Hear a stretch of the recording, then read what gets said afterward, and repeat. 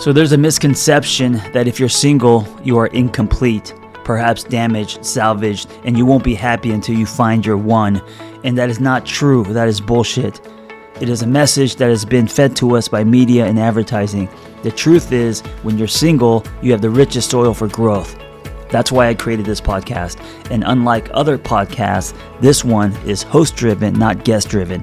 That means I will be rotating health and wellness experts 3 times a week to give you the giant box of wellness crayons, not just the primary colors, so you can start building a meaningful life. It's time to give singlehood a cape. I'm super excited to have a meditation and mindfulness coach as part of our collective. This is a practice that, especially if you're single, you should be working on, for the rest of your life, but it's going to help so much if you decide to get into a relationship. Amy Brown is a meditation teacher and certified mindfulness and life coach specializing in relationships. She works globally with individuals who are going through or have been through a breakup or divorce and want to navigate the process in respectful, mindful, and in a conscious way so that they can heal, move forward on to new, healthier relationships, and ultimately thrive.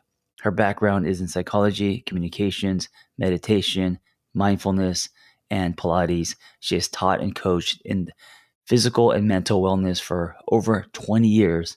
And Amy can be found at amybrown.online or on IG at amybrownonline. Enjoy, Amy Brown. Hi, I'm Amy. And I'm Imani. And we are talking about the state of relationships today, specifically that the dating pool has piss in it. And we're going to explore why the dating pool has piss in it and then maybe what can be done about it. Imani, do you want to start with how did we get here into this pissy pool? Yeah. I mean, I think one of the things is we have to kind of like look at a lot of the different challenges that people are going through in this day and age in regards to dating. You know, we look back at certain things like where men were and where women were, you know, just even maybe 50, 100 years ago compared to now where we're really living in a digital age where a lot of the times things can feel very fast, there's a sense of urgency almost.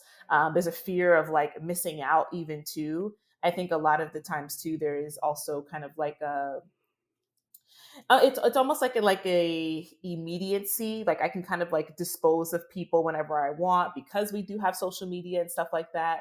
And I think a lot of the times what ends up happening is that what it is that we are seeing is that people aren't really connected to something that seems like bigger than themselves. And I always get like talking about this a lot of the times does come with pushback because I think a lot of the times people are like, well, what do you mean by that? Like, what do you mean something bigger than me? But like, whether it's some type of like spiritual practice or something that you can ground yourself on in regards to why I am the way that I am, why I want to connect with people in the way that I'm connecting with them, and what is it that I'm serving that's bigger than just even this relationship, so that I actually have, like this cup that can really never really run empty in my relationships. I think a lot of times with people not really being so connected to their purpose, and then a lot of what it is we see in the digital age of people being able to like dispose of people and do whatever it is that they want. I think just a lot of the times relationships aren't taken as seriously. Also, the other thing too, I will say on top of that, we now in this day and age have more resources available for like self-awareness, emotional maturity, communication, which our parents and our grandparents didn't have that information a couple of years ago.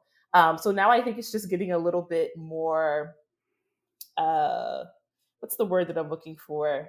I think it's getting a little bit more tedious finding relationships because so many people are on like this self-awareness healing journey. And then there are a lot of other people who may know the language like love bombing and codependency and trauma bonding and accountability, but then they don't live it out. So I think also this heightened awareness that we've had around healthy relationships and really unpacking our relational trauma, our attachment trauma, I think people kind of just say these things, but then they don't live it.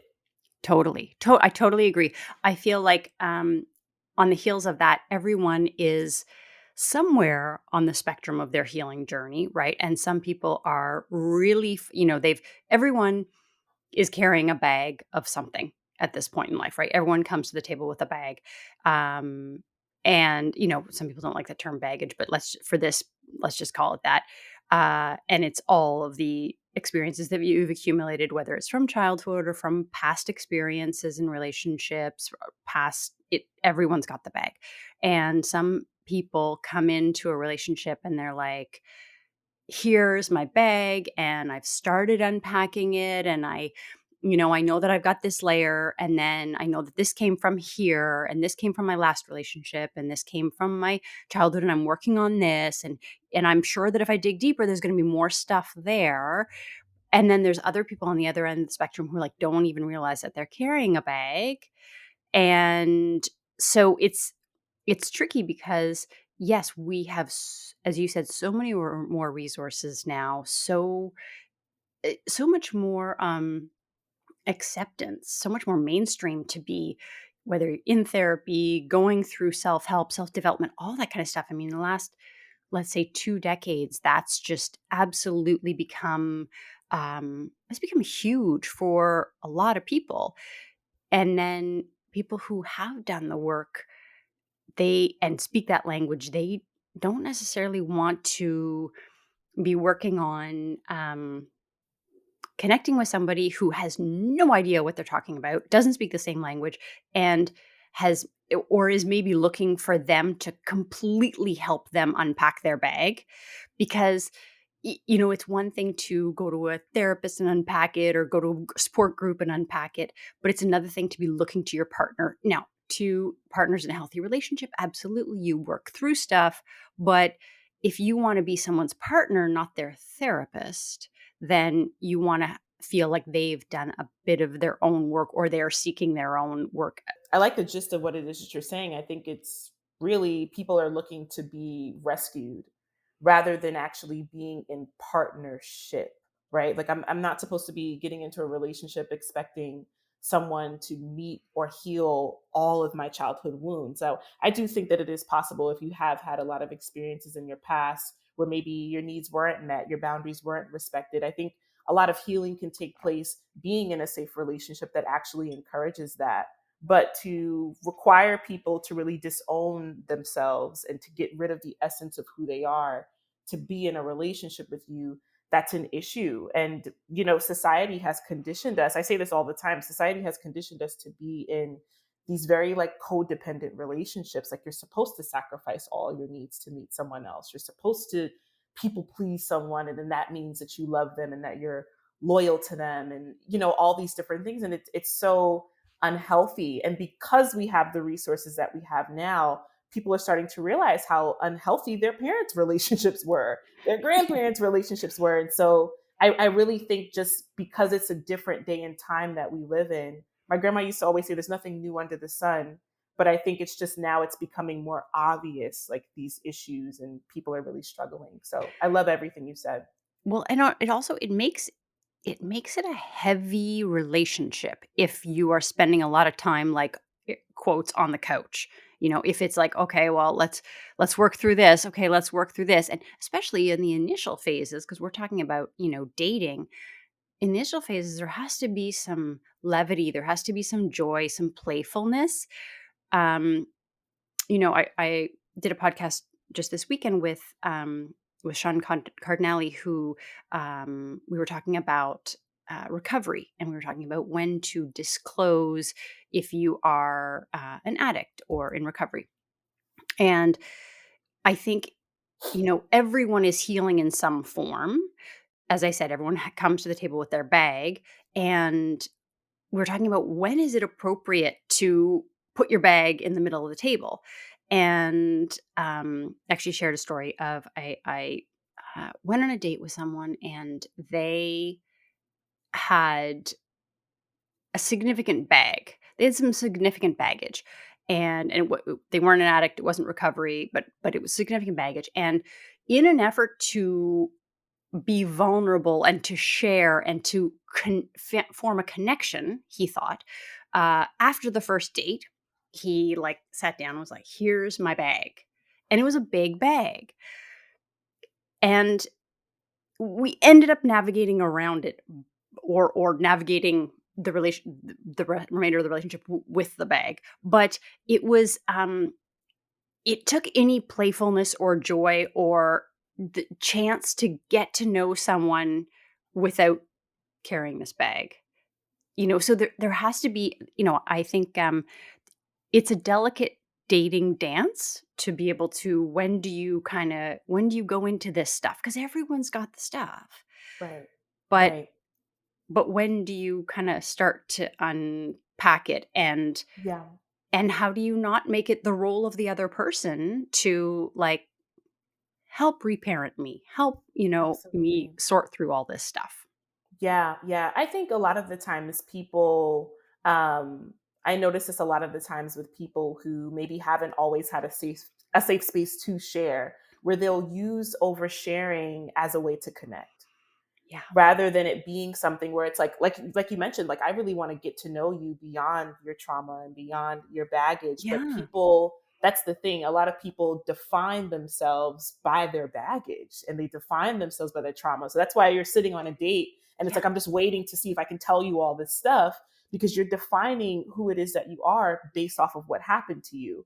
When you're on this path of self-awareness and healing, you start to realize, oh, like I was never any of this stuff. Like, this is the stuff that happened to me, Yes. but I am so much more bigger than that. And I think you can only really see that when you do walk down that path of self awareness and healing and challenging yourself. So then you start to realize, like, oh, I don't have to be on a first date with someone and give them like this list of things that I'm Yeah. struggling with. And then, like, oh, like, do you want to get in a relationship with me now? It's like, no.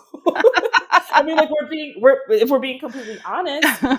So I really think like we have to also see, like, what are the places that I'm trying to connect from? Like, am I trying to connect from a very wounded place, from a place that has a lot of unfinished business? And I think, kind of like you mentioned, it eventually gets down the line where you start to be a little bit more vulnerable and you start to trust people and share things with them. Hmm. But people don't automatically get that type of access to you. That's Yeah. something that has to be built over time Yes. through a level of intimacy and trust that is built. But if you don't know who you are outside of your trauma, that's Yeah. where the issue Yeah. starts. Yeah.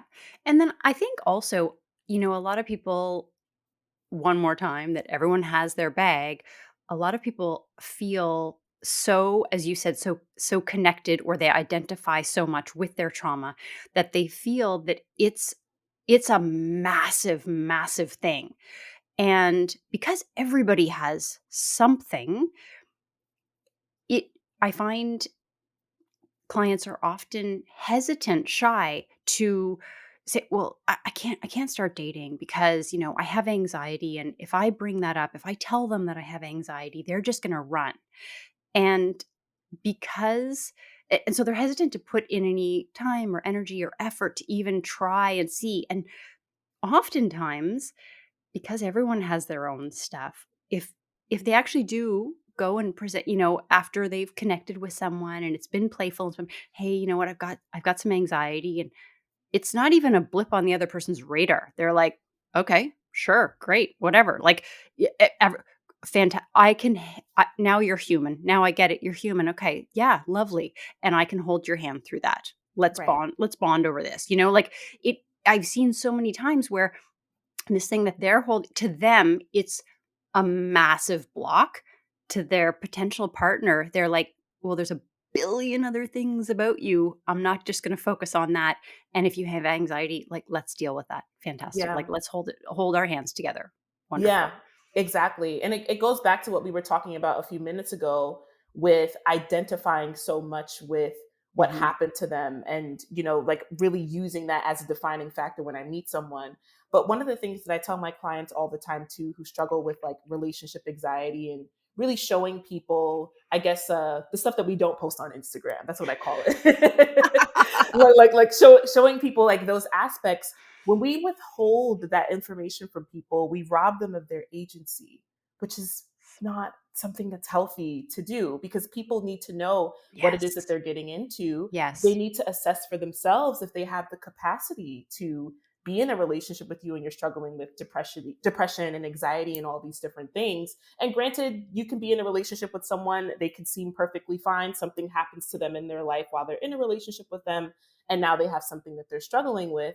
But I think it really has a lot to do with, we have to let people choose if they want to be in our life or not. And that is so scary for so many people, because it triggers their rejection wound and it triggers their abandonment wound, to give people that choice of, hey, this is who it is that I am. You either take it or you kind of just like like leave it. I think we don't even want to give people that choice, because it already resonates within us so deeply that we're unworthy, we're unlovable. A lot of the core wounding stuff that we see with our clients a lot of the times. Absolutely. And I love that you said that it robs people of their agency. It it goes back to the dating apps and the format of them, that everything there is so highly curated, and as it's just like you said, it's the stuff we don't put on Instagram. And I'm not saying that you have to like straight off that your profile picture should be like you first thing in the morning or whatever. Like okay, I understand you want to try to we all want to try to present, right? I think Chris Rock said, on a first date, you send your representative. And like, yeah, I love agreed. that Okay. stand up. Yeah. Yeah. Sure. But you also don't want to be false advertising, because that's not sustainable. If everything is filtered and everything is, you're only putting the very, very highlights, you're not going to be able to maintain that. And ultimately, there's going to be no depth to the relationship. So Absolutely. I think it's a fine balance between putting your best foot forward, but then also being authentically you as much as is capable. As you said, someone has to earn the trust, and there's not that you don't want to be oversharing right from the beginning. But I think that it's a fine balance, and especially in the framework of these dating apps, they don't really allow for much authenticity No, at no. all. It's like share your three best qualities, and then a lot of share what your preferences are, so they can kind of like filter out people who aren't your type. And this is the issue a lot of the times, even what I have with that, because a lot of the times our type, what it is that we gravitate towards, usually is from a very wounded place. So now you have this dating app that's telling you, hey, these are all the people that are going to be like compatible with you based off of your answers and what it is that you're saying that you want. But then the very thing that you want could be the very thing that's actually not getting you the relationship that you need. Exactly. And the dating apps are so focused on superficial. It's like a tiny little curated snapshot, which we have to remember that dating apps are a business, right? And if you find love, then they lose you as a customer. So whether you're using the paid version, so you're trading in money, or you're just using the free versions, but you're trading in your data, right? Like, so, and that's extremely valuable as well. So the I think people think, well, this is how I'm going to find love, but the bottom line is it's a business, and they're beholden to their stockholders, and they need to make revenue year after year. So the more time you can spend on the dating app, the more eyeballs, the more potential revenue they make from you. So your goal of finding love and their goal of keeping you on the dating app are direct competition. So I'm not saying that they, set out to be bad and not helpful and whatever. And this is what we have in this day and age. This is what we're limited to. But it does lead to the perception of piss being in the dating pool, because it's not their number one goal is in direct competition with your number one goal. And I think that leads to to a lot of people getting really frustrated, getting really disappointed. As well, there's brilliant minds and billions of dollars being spent and dedicated towards trying to make the gamification of dating, right? To try to keep you addicted to the swiping, this swipe Right. culture of like, you said at the very beginning, fear of missing out. Like, if I just swipe one more time, I might find the love of my life. That's Right. the mentality that's going through for a lot of people, and that does make actual relationships seem disposable because Absolutely. there'll always be another. If you just expand your filters or expand your parameters, there'll always be more options out there. And why would I stick and make this, do the hard work of making this particular relationship work when I could just go back on that little box and just swipe again and there'll probably be a new fresh face. And as humans, we like the novelty, right? New shiny thing. So it's there's billions of dollars and brilliant brains working to keep you addicted and keep you on the apps. Absolutely. Absolutely. I think the dating apps, I'm pro meeting people in real life. Yeah. And I've heard of some beautiful love stories of people who have met over different dating apps. But I think we have to also look at what was the heart posture for both of those people at the time when they were seeking relationships. Like you can have someone on the app that's really looking for a pretty serious relationship, and then someone on the app that will tell you like, "Oh yeah, I'm just trying to make friends," and it's like, okay. So I think it just kind of like these apps and stuff like that, because it's so curated, like you said, to like meet a certain standard, a certain quota to keep you on the app.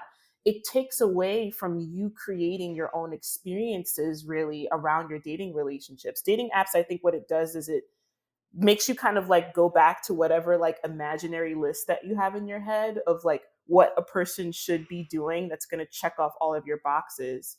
And I think personally for me, that's just a very selfish way of connecting. When we're meeting someone and like, okay, let me make sure they check off this, that, and the third. Like we're not looking at the person. And I think even when we talk about certain things like red flags and stuff like that, I always say like red flags are really up to you, like whatever those red flags are. I know for me, cheating is a deal breaker for me. For some people, cheating is not a deal breaker for them. So it really has to go back to like whatever your capacity is in regards to meeting people where it is that they are, what the things that you tolerate, the things that you don't tolerate. There's no one outside of you that can tell you what that is. Like you really have to do that by going through these experiences of dating, whether it's on an app or not. And I just think when we have that imaginary checklist in our minds, it just kind of sets us up for failure. Absolutely. I completely agree. And, going back to the what can we do about this dating pool that has piss in it? I do think that broadening your scope of what it is that you are not what it is that you're looking for, but the working with what we have, let's say it's the dating apps, and instead of having your checklist be like, well, I like blondes or like he has great abs or whatever, which really has no bearing on long-term relationship health or longevity, focus on stuff like kindness, respect, someone who communicates effectively, things that um yes, physical attractiveness, sure, that's great. But in terms of the markers for long term health and success of a relationship, if that's what you want, or you want to keep coming back to the pissy dating pool, then we need to focus on things that are actually going to bring us that long term relationship success. So I think sort of broadening the criteria for what you are quote unquote looking for, and then to your point about being coming from a heart-centered place, what energy are you putting out? Are you putting out this energy of like, "Oh, I'm so bored. I'm just going to keep swiping. I'm just going to," or the other person on the other, like there's no other person, not even humanizing the person on the other side of it. So I'm just going to ghost them. I'm just going to whatever. I don't are you putting that energy out, or are you actually putting out the energy of what can I offer someone else? This is me. I'm going to be authentically me. Um, are you putting out if you're saying you're looking for, they say you try to, you want to be the person you want to date. And it doesn't mean like you actually want to date yourself, but if you're looking for somebody who's confident, are you embodying confidence? If you're looking for somebody who has a good job, are you passionate about your work? Are you coming at it from like an energy of hope or an energy of desperation? Because it's a Exactly. fine line between those two. And you can feel it. Like if you close your eyes right now and you feel you're hopeful about something, you can feel that energy. But like then just slide that into neediness and desperate. And it's a very, very fine line. Your date can sense that. Like that's not the right energy to be moving into a new relationship with. Right. So Right. Absolutely not. And I think that also segues into just people's expectations around gender too. Like a lot of what it is that we see in this day and age are a lot of these gender wars. Like men are doing this and this is why dating isn't working, and women are doing this and so this is why dating isn't working. And I think also once again, like trying to conform to some type of like gender role or whatever the case may be, and then trying to like point your finger at the other side, like, well, you're doing all of this and you're doing this, until we get to a point where we see it's the people that we're picking that they're people, like outside of them being a man or a woman, human being, right? Like that's what we need to start seeing. It's a human being. And so we can point the blame and point the finger at each other all day long, but it's not going to actually propel us forward into getting what it is that we want. And so like I have to look at people outside of whatever my limiting beliefs, because that's a lot of what you were talking about, like a lot of what my limiting beliefs say about relationships. And so this is why it always goes back to the beginning. Like, what have relationships taught you about yourself? What have your relationships taught you about the way you connect with others? What has your relationship taught you about the way that you see the world? Like, it's so important. And I think we just kind of like skip over that stuff. And it's like, oh, well, this guy is cute. This girl is cute. Let me just, hook up with them. And it just leads to so much heartache, heartbreak, because it's just that I don't think that we have the tools to really look at people outside of whatever our mind is telling us that a man should do, whatever our mind is telling us that a woman should do.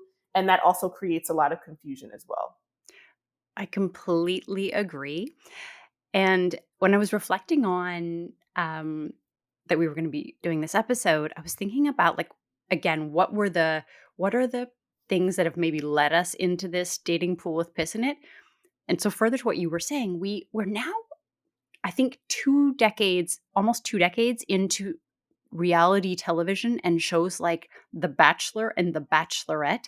And there's a show on right now, and I'm not like trying to pick on any shows. I don't generally watch this stuff, but there was one called The Perfect Match, where you are Don't even you're get me started. you literally have to sleep in the room. Okay, like, are you having sex or not? Whatever. But you sleep in the room with someone every night in order to not be kicked out of the house. And there so you basically have to just grab someone, like it's like musical chairs, but with beds. And if you don't match up with someone to, you get, you get booted off the show. So people's literally survival on the show is based on If I'm uh, chosen. if you're chosen and sleeping with someone. And like again, are they having sex, are they just kissing, are they whatever? I don't care. Intimacy, you're lying next to another human for however many hours, and there's, yeah, so it's basically, and they just keep rotating. So back to what we were saying at the beginning in terms of the disposableness of relationships, we're now, whatever, I think, I mean, I don't remember when the Bachelor or Bachelorette started, but I think we're like almost 2 decades in. That show is literally, the premise is like a whole bunch of the opposite sex comes and you get to just pick them off. You just pick whichever one you want and boot the other ones off. Like it is, so if we're surprised that we now have a dating pool with piss in it, it's because of the example of this is what we've been consuming for the last 2 decades. Right, Like right. Yeah. people used to like send flowers. Now you send like a flower emoji or a heart emoji, and people Or are you like, just slide in someone's DMs, or you slide in someone's DMs. It's or like their literally, picture. and It's expect them to literally respond. Right. zero effort, like zero effort, right? Like click. Oh my God, he loves me. Click. Like that's all he did. He clicked his thumb. What? Yeah, yeah, yeah. I saw somebody made a post the other day talking about people try to connect just like through watching your stories. And so like once again, we're doing a lot of what we used to do in childhood where we take like these little hints and then we try to put some type of like explanation on it. Like, oh, this person liked my picture. This is the second time they liked my picture today. This person was the first one to watch my story. So because they were the first one, they're checking for me. Rather than actual clear like clear, direct, like I'm interested in you. I want to get to know you. Let's go out for a movie or dinner, whatever, sometime around. It's like now these like very subtle ways that people try to connect, but then it's, I mean, I think a lot of the times I always just say like this stuff just really goes back into attachment wounding for me, attachment trauma. Like every time I talk about this stuff, I always go right back to square one. And what you were saying about the show too, The Perfect Match, I actually watched all of it, and that show was so frustrating to watch because I think it just plays on people's rejection wound. Like there were some girls on the show who weren't even they were only in the house for 24 hours. It's like you didn't get picked, so you gotta go. And so I don't think that's a healthy way of connecting. And then also at the same time, let's be real. Like what you were talking about the premises of the show, picking someone and laying in bed with them, is that the most healthiest way to get to know someone? Lust is a thing. Like we can't we can't deny that. So what happens is it kind of sets you up to really put lust and, you know, the kissing and the sex, do whatever it is you want to do.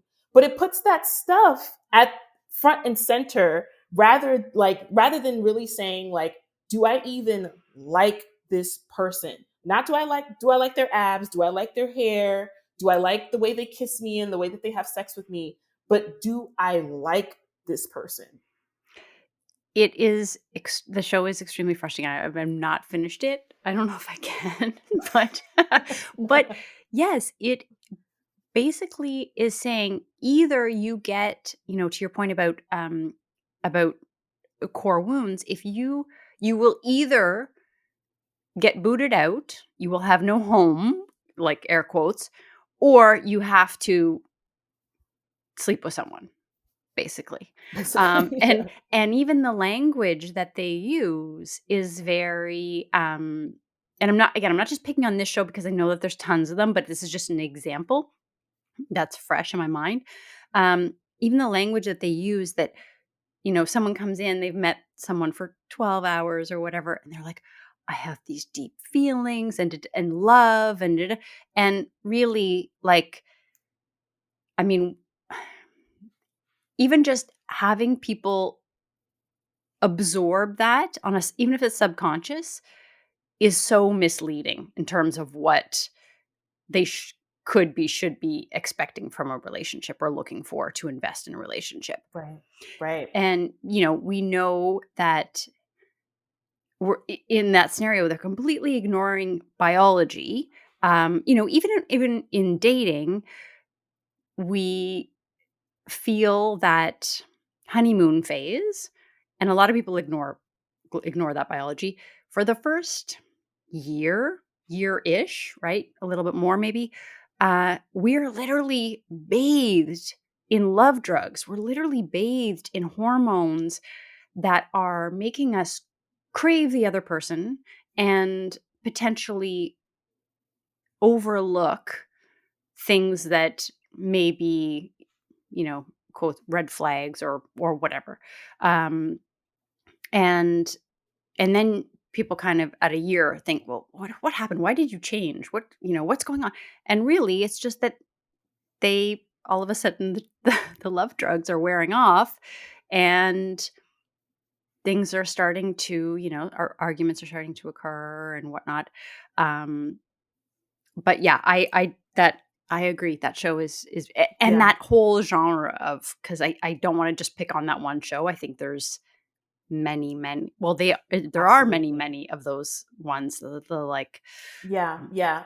And a lot of the times the relationships on like the reality TV shows don't really end up working out anyway. Like not all of them, but the majority of them usually don't. And that's just from what I've looked at in regards to like The Bachelor, The Bachelorette, Love is Blind, like all these different relationships. I think I only have like one or two couples that come off the top of my head that are still together till this day. But then also, once again, there's so many nuances to this. You don't really know what's going on behind closed doors No. and stuff like that. So even just seeing them together, you don't really know if that is going to show you the health of the relationship. But I did want to put this example out. I know you started watching the show. So do you mind if I put this example about this one couple? Yeah, go for it. Okay. So there's this one couple, Joey and Carousel, on the show. And Joey and Carousel actually were kind of like on and off in their relationship before the show even started. They get on the show and they're like, oh, wow, like we're here. Like, let's kind of try to see like where things could go. So they kind of start forming a more deep, I guess, deeper relationship on the show. Make out all the time. They just make out all the time. Basically. Right. They're like on top of each other all the time. And one of the things that I was noticing as I was watching it, I was like, wow, she was having so much issues around him committing to her before they even got on the show. Now we get on the show, not to say that this is the reason that they were together, but we have to acknowledge that this is a thing. There's money at the end of this that you get. And I think you also get like a trip too. And so he decides, he asked her to be his girlfriend. Yeah. Then towards the end, he had also proposed to her and had asked her to marry him and stuff like that. And it just was so shocking to me because I'm like, how is it was so hard for you to commit to her outside of the show. Now you're in the show, there's prize money at the end, but then also too, there is an illusion being drawn up that like life is going to be like this. Yes. Like it'll just be me and you together doing these challenges and stuff like that. Things are always going to feel good. But I was like, I wonder what's going to happen in their relationship when they go back out into the real world and they have real challenges. And what I actually read is that they didn't end up getting married and they broke up. Yeah. And that's not a shocking conclusion, right? Yeah. Okay. Yeah. Just wanted to put that out there. Yeah. Well, and also I'm not towards the end, but there's no food in this show. I've never seen anyone eat. There's just tons and tons of alcohol. They're just always drinking. I just realized that. Always drinking. There's no food scenes. I'm like, how do they do it? When does the craft services come? I don't understand. Like, can we see a chip? Can we see something? Something. No, it's just alcohol. Always just alcohol. Yeah. Yes. Yep.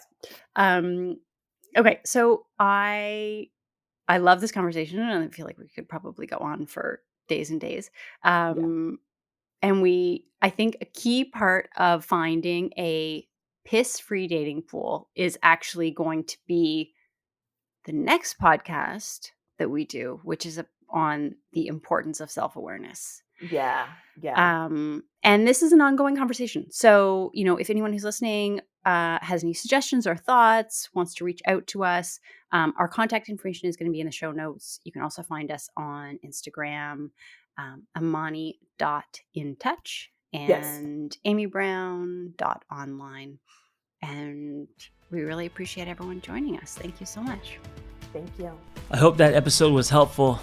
Hey, listen, if you want to share your singlehood journey, if you've gone somewhere and come back, if you have revelations and wisdom, please share your story. It's going to help other people. Nothing makes us feel more connected than hearing other people's stories. So just send me the audio of your story, and you could just record it directly from your phone and email it to theangrytherapist@gmail.com. Also, if you want our Single on Purpose newsletter, go to singleonpurpose.life. That's singleonpurpose.life.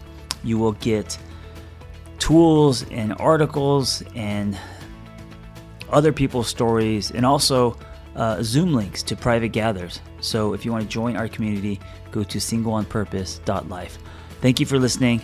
Be well. We hope you tell a friend. Hey, before you go, I want to invite you to the Single on Purpose private community online.